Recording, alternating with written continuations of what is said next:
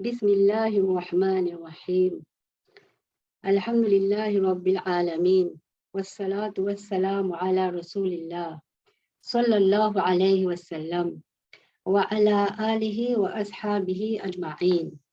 Assalamu alaikum wa rahmatullahi wa barakatuh. La Women Islamic Movement te présente son 4e volet programme de Ramadan 2022. Et moi espérer qu'ils ont pu bénéficier de sa causerie-là. Aujourd'hui, je vous rappelle et moi aussi, à propos du danger de l'arrogance et l'importance de l'humilité. Le premier péché qui finit commis dans l'histoire, c'est le péché de Iblis. Et qui péché Iblis in faire? Allah fait mentionner dans le Coran, Aba wastakbar wa kana minal kafirin. Sa traduction, il est arrogant et il refuse pour obéir à Allah. Il est parmi les arrogants. L'arrogance est un des plus grands péchés de nos religions. Ibn Taymiyyah dit que l'arrogance est plus dégoûtante dans l'idée Allah que shirk. Pourquoi? Au moins le mouchrik, c'est-à-dire le polythéiste, priait Allah de temps à autre, mais un djimoun arrogant jamais pas adore Allah. Et nous trouvons ça dans le caractère Iblis. Iblis, il refuse d'accepter la vérité. Allah fait une connexion entre le feu de l'enfer et ben djimoun arrogant. Écoute ça verset-là. Innal ladhina yastakbiruna an ibadati sayadkhuluna jahannama dakhirin. Cette traduction, those who are too arrogant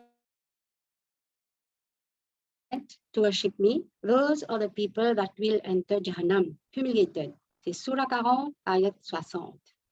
Et l'autre verset, فَادْخُلُوا أَبْوَابَ جَهَنَّمَ خَالِدِينَ فِيهَا فَلَبِئْسَ مَثْوَى الْمُتَكَبِّرِينَ. Cette traduction, enter the doors of Jahannam, dwell forever in it, and what an evil abode for the arrogant. Surah 16, verset 29. Le prophète sallallahu alayhi wa sallam fin dire, est-ce qu'il n'a pas besoin de dire qui s'en a pour de Jahannam? C'est celui qui est arrogant, mustakbir et égoïste. Celui qui croit qu'il est supérieur avec les autres, aucun djimoun peut ne droit sentir les supérieurs. Le prophète sallallahu alayhi wa sallam fin dire qu'Allah a juré, il fait qasam, qu'un djimoun qui a un atome d'arrogance dans son cœur, pas pour un de Jannat. Jannat est haram pour celui qui croit qu'il est supérieur. C'est pourquoi il est important que nous puissions inspecter le cœur, nous puissions guetter attention et un petit lagrin l'arrogance là-dedans. Une fois, un djimoun, un monsieur, qui vient joindre le prophète sallallahu alayhi wa sallam. Ya Rasulallah, me content de mettre joli linge. Est-ce qu'il a l'arrogance ça? Non, pas l'arrogance ça. Jouir ou la vie confortable, etc. C'est pas l'arrogance. L'arrogance, c'est quand vous pensez que les autres plus bas que vous. Et dans deux catégories l'arrogance spirituelle et l'arrogance de ce dunya-là. L'arrogance spirituelle, c'est quoi? On refuse d'accepter la vérité. Disons, moi, j'ai l'opinion et fin récit prouver que l'opinion-là pas bon. Alors, je refuse d'accepter ça, juste parce qu'il n'est pas capable d'abaisser moi devant les autres. Iblis aussi pareil. Et tu connais qu'Adam alayhi salam mérite un sajda, mais il refuse d'accepter la vérité. La définition de l'islam, c'est l'humilité, la soumission. Le prophète dit, la sagesse et la vérité, n'importe qui côté où trouve le croyant prend lit. Même si connaissance-là émane depuis un ennemi, un camarade, une autorité inconnue. Maintenant, deuxième catégorie, l'arrogance, c'est l'arrogance de dunya. Quand vous pensez au meilleur que les autres, pour n'importe quelle raison, vous êtes là pour quantité d'argent, oui, non, ou religion qui vous peut suivre. Oui, nous bisons remercier Allah parce que nous ne pouvons pas faire ça péché qui ça dit dans l'autre religion là peut faire. Mais il ne faudrait pas nous arrogants. Dans un hadith, il y a des gens, un tient sous l'or et l'autre là tient namaz irrégulier. À chaque fois, il paye al masjid, il dit sous l'or là, paye Allah, Allah te namaz. Un jour, sous l'or là, il est en colère. Qui te était toi? Qui fait te dire moi al masjid tout coûte? Avec tes affaires, est-ce qu'il y a là une choisie toi comme boss? Donc, sous l'or là, bien brutal, ce causé bien brutal, il n'est pas si bizarre de dire ça. Maintenant, réponse de Namazi. Il est en colère. Wallahi, Allah pas vous pardonne toi jamais. Premier djimoun là, un djimoun brutal. Pas la bonne manière. Deuxième djimoun là, il vient juge, jury et exécuteur. Il prend le statut de Allah et il dit qu'il jamais pour être pardonné.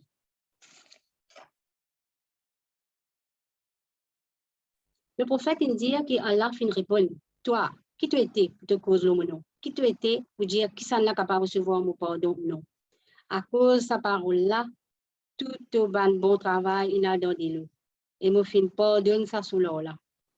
En fait, sous l'or là, tu connais il y a un pécheur au fond de lui-même et il fait une erreur par cause brite avec Namazila. Mais il n'est pas fin de faire le péché de l'arrogance, qui est beaucoup plus grave. Par contre, Mouttakrila fin de penser qu'il est poil dans Jannat et sous l'or là, poil dans Jahannam, et donc le meilleur qui est sous l'or là. Dans l'IG Allah, c'est l'attitude, l'arrogance là, plus grave qu'il n'avait en entier, qui sous l'or là, fin amené dans le mauvais chemin. Donc, nous sommes capables de trouver un drogué et tout de suite, nous remercions Allah qui nous pas dans la drogue, nous. Mais à aucun moment, nous pas besoin de penser qu'il nous supérieur par rapport à lui en tant qu'individu, parce qu'il nous pas connu ce destin et nous destin. Solution de ce problème-là, c'est l'humilité. L'antidote de l'arrogance. Pour dire, solution de ce problème-là, c'est l'humilité, l'antidote de l'arrogance.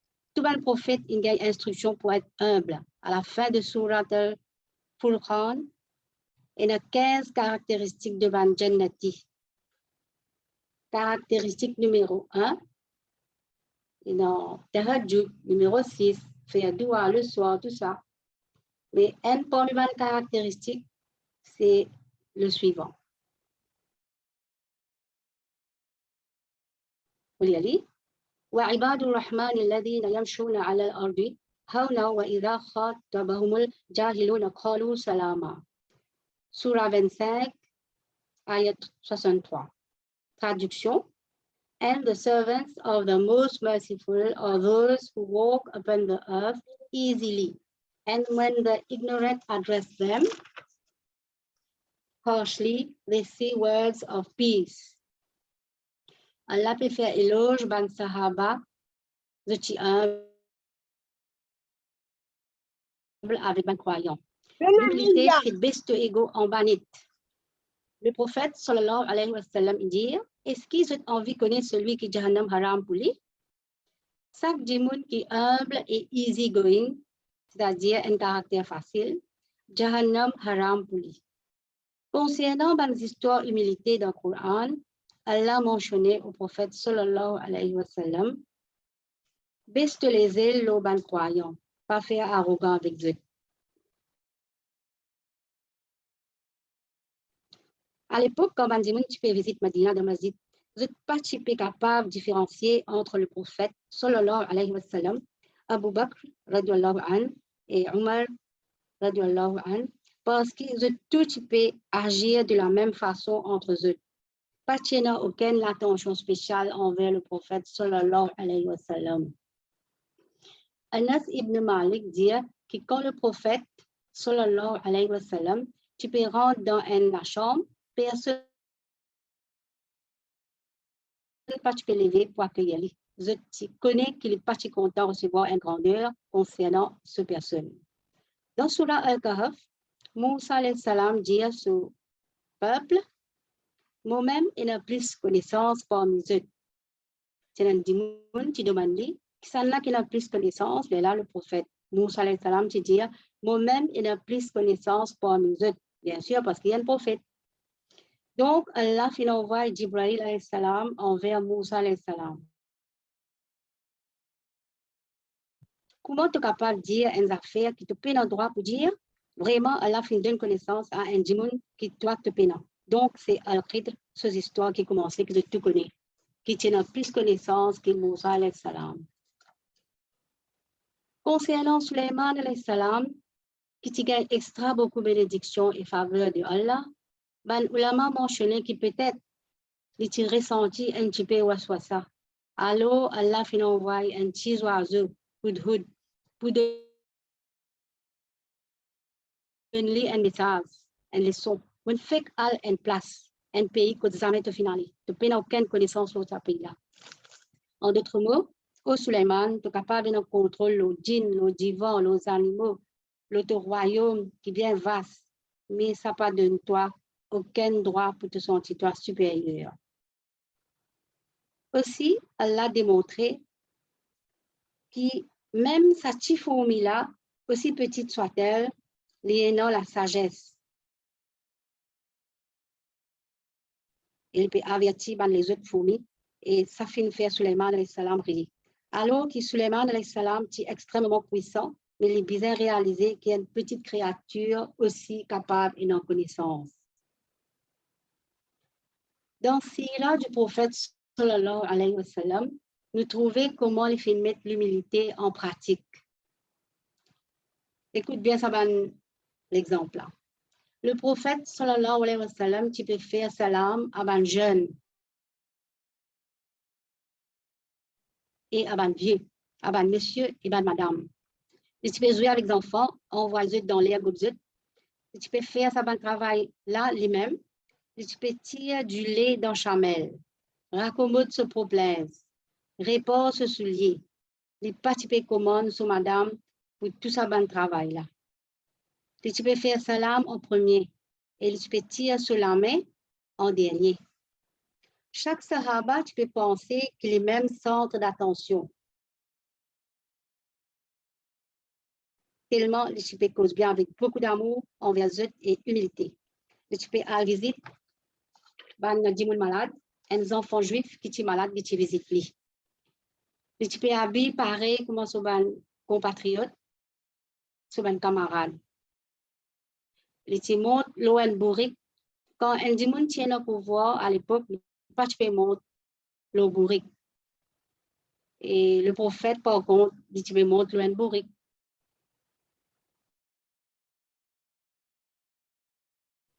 Et tu empêches ban sahaba pour trop flatter, pour trop praiser. Et tu fais un khutbah.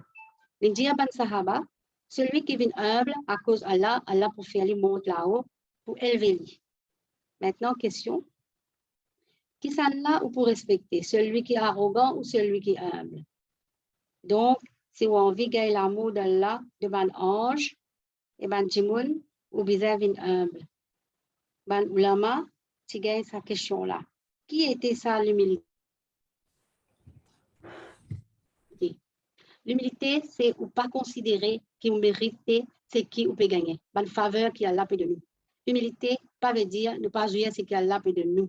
Un loto, joli l'aise, etc. Mais au contraire, nous servir ça bonne faveur là et surtout nous remercier Allah beaucoup. Ne pas dire à cause de nous ça. Nous qui finissons faire tous ces efforts là pour acquérir ça du bien là. Nous dire Alhamdulillah et nous jouir tout cadeau qu'Allah fait de nous. Une autre facette de l'humilité, nous penser que nous-mêmes, les grands pécheurs, nous sommes là et nous ne pouvons pas remercier Allah assez. Donc, en fin de compte, nous devons analyser nous les cœurs, nous guetter si nous humbles ou non. À nous considérer toutes les blessings, les bénédictions que nous recevons quand nous humbles. Première bénédiction, nous obliger contre tout Allah se faveur régulièrement. Nous aussi contre tout le péché que nous pouvons faire. Deuxièmement, nous sommes patients et satisfaits de notre situation, de la vie. Quand nous sommes arrogants, nous sommes plus là-haut et nous ne sommes pas pour satisfaire jamais. Troisièmement, de faire nous de bonne manière, contrôle-nous la langue. Le prophète vient dire, jour jugement, akhlaq, bonne manière, pour bien lourd, nos balances. Quatrièmement, Allah pour de nous izza. Cinquièmement, ouvrir la porte Jannat et fermer la porte Jahannam. Maintenant, écoute bien. Qu'est-ce que nous devons faire pour nous rester humbles? Donc, il y a plusieurs affaires que nous devons faire. Et la première des choses, avant tout, nous devons acquérir connaissance. Nous devons connaître quel avantage, bénédiction nous pouvons gagner quand nous sommes humbles. Nous devons apprendre les dangers de l'arrogance et bien si de l'arrogance. Ça, c'est la première des choses. Deuxième, nous devons analyser le cœur et nous devons sens de le cœur nous-mêmes, par l'au-delà. Nous ne sommes pas capables de docteur pour ça. Est-ce que nous ego trop fort? Tous les jours, nous devons tester le cœur. Troisième, participe dans une activité que les autres capables de penser que c'est une activité dégradante. On pourrait dire activité dégradante. Le prophète, sallallahu alayhi wa sallam, il participe dans un travail mentionné plus haut. Il finit aider pour rendre ce masjid, ce propre masjid. Je tout en ligne et je te passe brique par brique pour rendre ce masjid là, jusqu'à qu'il se sauve une salle complètement avec la poussière, la boue. Nous devons faire droit avec Allah pour nous gagner l'humilité. Nous demandons protection avec Allah du péché de l'arrogance. Jazakallah khairan. Assalamu alaikum wa rahmatullahi wa barakatuhu.